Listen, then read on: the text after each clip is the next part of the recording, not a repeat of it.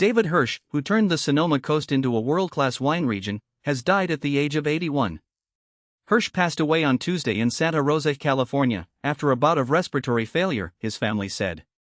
Though he was not the very first to plant grapes on the Sonoma coast, Hirsch's vision transformed the windswept, fog-bound coastline into a source of exceptional American Pinot Noir and Chardonnay.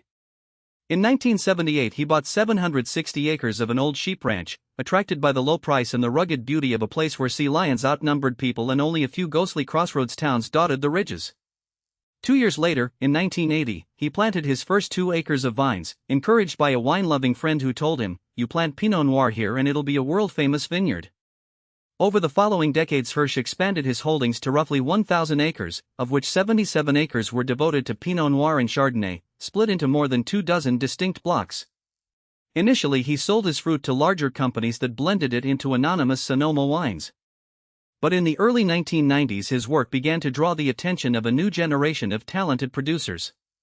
Bert Williams and Ed Sealiam of Williams Sealiam, Ted Lemon of Literai, and Steve Kistler of Kistler Vineyards all started bottling wines labeled Hirsch Vineyards.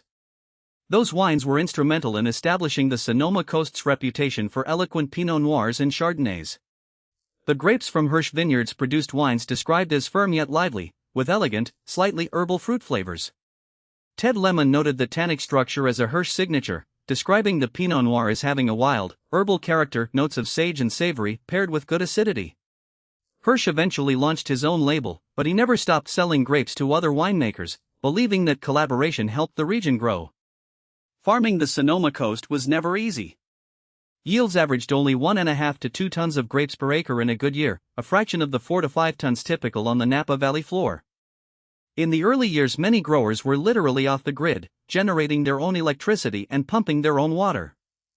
Broken equipment could sit for days awaiting repair, or longer if a replacement part had to be ordered.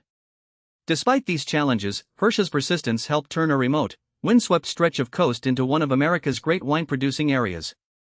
His approach inspired a generation of vintners to look beyond traditional valleys and embrace the unique terroir of the coast. His legacy lives on in the bottles that continue to carry the Hirsch Vineyards name and in the countless winemakers who still source fruit from his land. Thanks for listening.